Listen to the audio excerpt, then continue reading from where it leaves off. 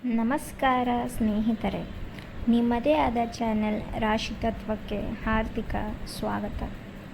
ಇವತ್ತಿನ ವಿಶೇಷ ವಿಡಿಯೋ ಏನೆಂದರೆ, ಕೆಟ್ಟ ಭಾಗ್ಯ ಹೋಗಲು ಶಕ್ತಿಶಾಲಿಯಾದ ಜ್ಯೋತಿಷ್ಯದ 5 ಪರಿಹಾರಗಳು.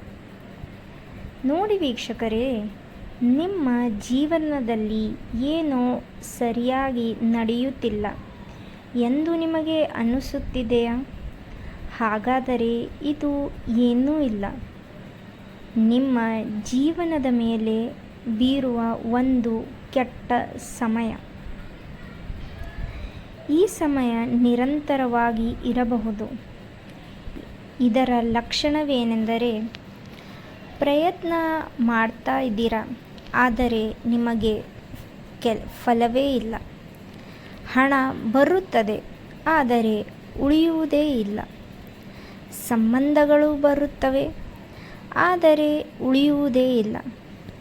ನೀವು ಎಷ್ಟೇ ಪ್ರಯತ್ನ ಪಟ್ಟರೂ ನಿಮ್ಮ ಬ್ಯಾಡ್ ಲಕ್ ನಿಮ್ಮ ಹಿಂದೆ ಬರುತ್ತದೆ.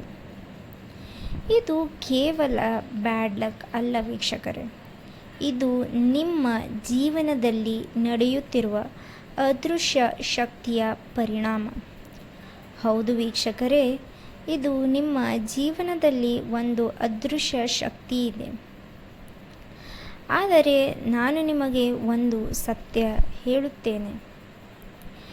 ಈ ವಿಡಿಯೋ ನೋಡಿದ ನಂತರ ನಿಮ್ಮ ಜೀವನದ ದಿಕ್ಕೇ ಬದಲಾಗಬಹುದು. ನೀವು ನಾನು ಹೇಳಿದ್ದ ಪರಿಹಾರಗಳನ್ನು ಮಾಡಿದರೆ ಸಾಕು ವೀಕ್ಷಕರೇ, ನಿಮ್ಮ ಜೀವನದಲ್ಲಿ ಬದಲಾವಣೆ ಖಚಿತ ಬರುತ್ತದೆ. ಇಂದು ನಾವು ಮಾತಾಡುವುದು ತುಂಬ ಶಕ್ತಿಶಾಲಿ ವಿಷಯ. ಕೆಟ್ಟ ಭಾಗ್ಯ ಯಾಕೆ ಬರುತ್ತದೆ, ಅದನ್ನು ಹೇಗೆ ತಡೆಯಬಹುದು ಮತ್ತು ಯಾವ ಜ್ಯೋತಿಷ್ಯದ ಪರಿಹಾರಗಳು ನಿಜವಾಗಿಯೂ ಕೆಲಸ ಮಾಡುತ್ತವೆ.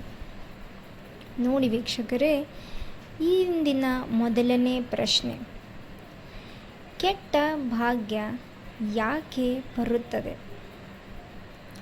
ನಾನು ಏನೂ ಕೆಟ್ಟದ್ದು ಮಾಡಿಲ್ಲ, ಆದರೆ ನನಗೆ ಏಕೆ ಕೆಟ್ಟ ಭಾಗ್ಯ ಬರುತ್ತದೆ ಎಂದು ನೀವು ವಿಚಾರ ಮಾಡಬಹುದು.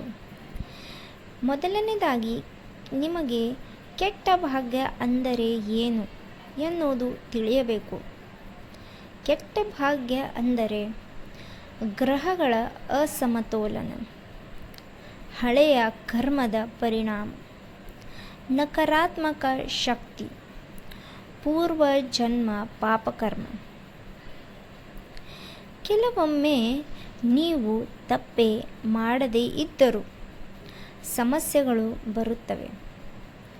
ಅದು ನಿಮ್ಮ ಗ್ರಹ ದೋಷದಿಂದಲೇ ಆಗಿರಬಹುದು.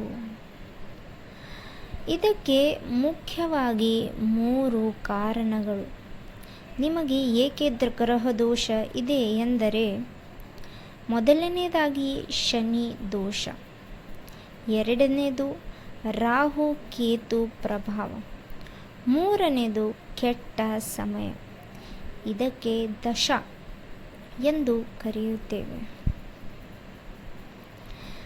ಆಯಿತು, ನನಗೆ ಇದು ಇದೆ, ಹಾಗಾದರೆ ನನ್ನ ಮಾಡುವ ಪರಿಹಾರಗಳೇನು ನೋಡಿ. ಈಗ ಮುಖ್ಯ ಭಾಗ್ಯ, ಅದೇ ಪರಿಹಾರಗಳು. ನೋಡಿ ಜನರೇ, ಪರಿಹಾರ 1 ಏನೆಂದರೆ ದೀಪ ಹಚ್ಚುವುದು. ನೆನಪಿರಲಿ, ಪ್ರತಿದಿನ ಸಂಜೆ ಎಣ್ಣೆ ದೀಪ ಹಚ್ಚಿ. ಮನೆಯಲ್ಲಿ ಪಾಸಿಟಿವ್ ಎನರ್ಜಿ ಹೆಚ್ಚಾಗುತ್ತದೆ. ತುಪ್ಪ ದೀಪ ಅಲ್ಲ ವೀಕ್ಷಕರೇ, ಎಣ್ಣೆಯ ದೀಪವನ್ನು ಹಚ್ಚಿ. ಪರಿಹಾರ 2, ಉಪ್ಪು ಚಿಕಿತ್ಸೆ. ಹೌದು, ಉಪ್ಪಿನಲ್ಲಿ ಇರುವ ಶಕ್ತಿ ಬೇರೆ ಎದರಲ್ಲೂ ಇಲ್ಲ. ನೀವು ಸ್ನಾನಕ್ಕೆ 1 ಚಿಟಿಕೆ ಉಪ್ಪು ಸೇರಿಸಿ ಸ್ನಾನ ಮಾಡಿ.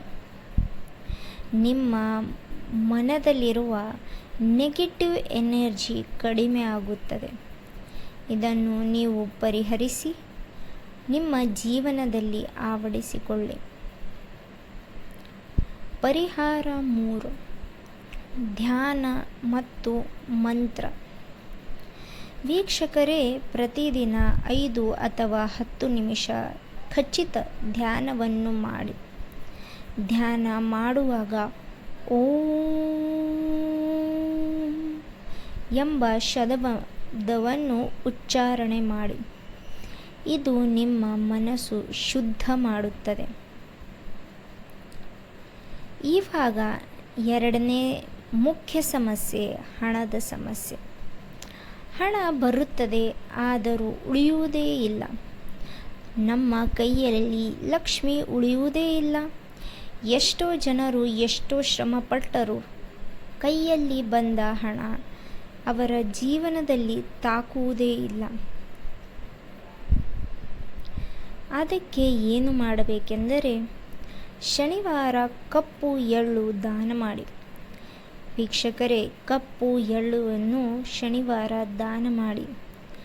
ದೇವಾಲಯದಲ್ಲಿ ದೀಪವನ್ನು ಹಚ್ಚಿ. ಪರ್ಸ್ ಸ್ವಚ್ಛ ಮಾಡಿ. ಇದು ಗುಪ್ತ ಟಿಪ್. ಹಳೆಯ ಬಳಸದ ವಸ್ತುಗಳನ್ನು ಮನೆಯಲ್ಲಿ ಇಟ್ಟುಕೊಳ್ಳಬೇಡಿ.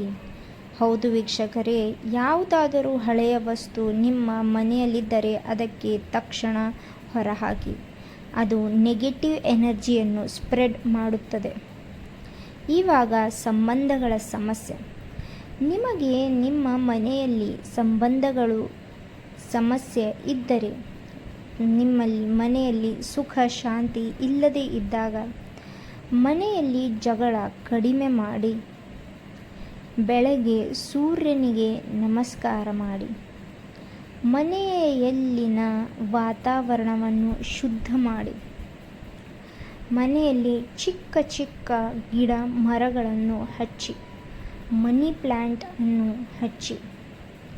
ನಿಮಗೆ ಒಂದು ಸತ್ಯ ಏನು ಹೇಳಿದೆ ಅಂದರೆ, ನಿಮ್ಮ ಎನರ್ಜಿ ಸರಿಯಾಗಿದ್ದರೆ ಸಂಬಂಧಗಳು ತಾನೇ ಸರಿಯಾಗುತ್ತದೆ.